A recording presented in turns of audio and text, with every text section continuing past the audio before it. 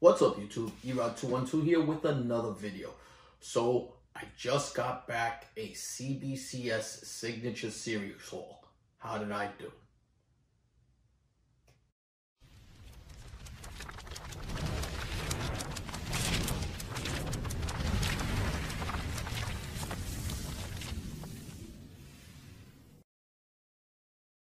Alright, so like I was saying, got back 7 slabs from CBCS Signature Verification, excuse me. And I gotta tell you, it took forever to get these books back. Actually took me almost 7 months to get these books back. Now, not all 7 are mine. The first 3 are for a friend that I had sent out with my books. I apologize for them taking so long, but that's out of my control. Once CGC blew up, CBCS caught a big backlog, and then they slowed down quite a bit too. You know, to be expected, everybody kind of predicted that. But no further ado, let's take a look at some of these books, and then at the end, I'll show you what books I sent in. I'll go over the ones I sent in and just show you price value on what they're worth now.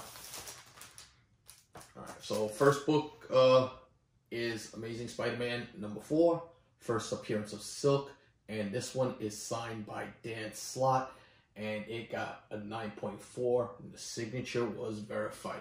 And that's the one thing that was important here, is that every one of these books, the signatures came back verified. I've seen some people send in like some Jack Kirby's and stuff like that, and they come back unverified. This is a nice book, man. I wish it had come back a little bit higher. It's still a great book in this condition.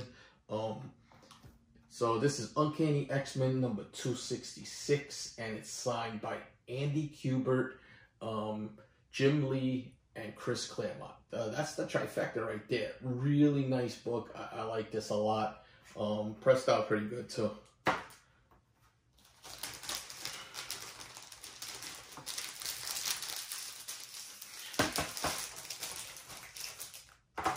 And the last book for the 3 that I sent in for my friend, an iconic book with some iconic signatures. So in any condition, this is just a great book right there. And that's Wolverine #1, the miniseries. And this one is signed by Chris Claremont and Frank Miller. The iconic Frank Miller story right there. Really, really nice. Like this a lot. It says it has, I was looking at the grader's notes and I don't see where they see a little bend on there, but they're claiming a bend on this thing. And it has a little stain on the back too. So.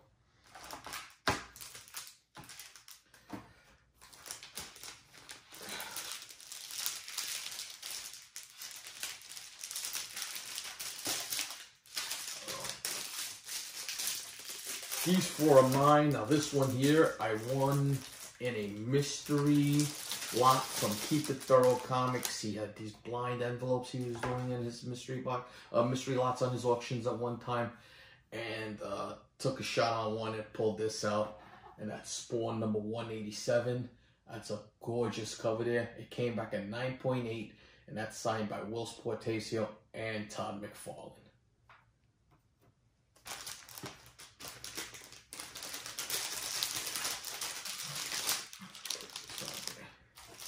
Next one up, this one I got signed at New York Comic Con several years ago. CGC was not verifying McFarlane there, but I was able to get that signed. Spider-Man #1, signed beautifully by Todd McFarlane. Just goes really, really nice. That's the green background with the purple webs. And this originally came in a poly bag, as everybody knows, and it actually states it on the label, removed from poly bag. So, pretty nice book.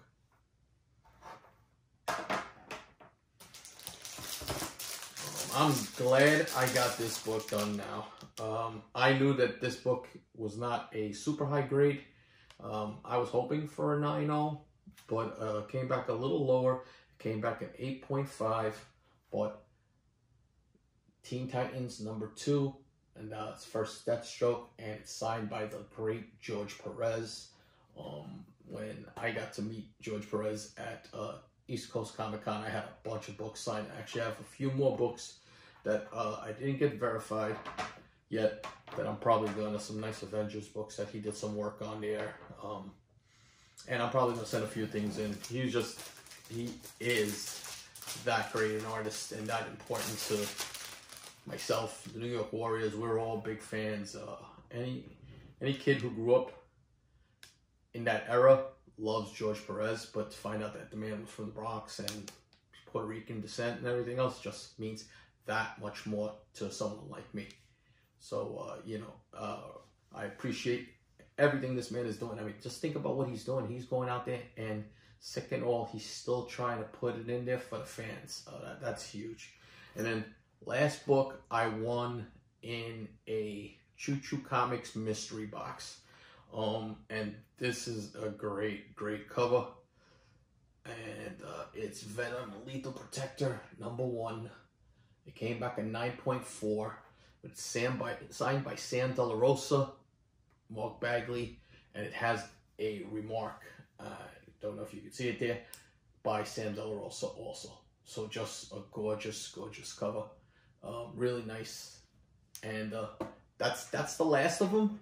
I appreciate you guys checking these out. I like them. I hated the turnaround time right now. Don't know if I will send anything in right now for signature verification until their times get a little better, because it just took forever. But you know what? Let's take a look at the numbers on these books and see what they're worth right now and if it was worth sending them in. So just so you're aware, it's a single signature cost you $41.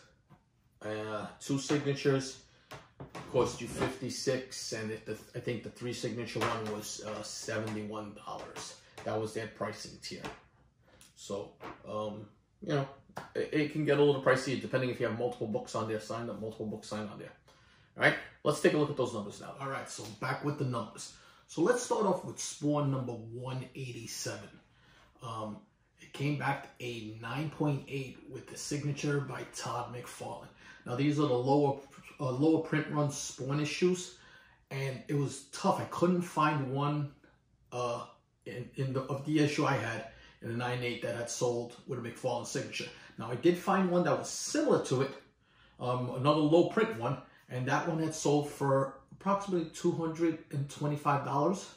So we're gonna go with that number. The next one we're going to talk about is Venom Lethal Protector #1. This was signed and remarked by Sam De La Rosa and also signed by Mark Bagley. It came back a 9.4. Now, a similar one that was signed by Bagley and De La Rosa sold for about $150. So without a remark, because there was nothing with a remark. With the remark, I'm throwing a remark, I'm probably going to say another $50. So we're talking about a $200 book right there. Now, Spider-Man #1, the polybag version, which is what this was, the green version, had in a 9.8 sold for $345. That's not bad at all.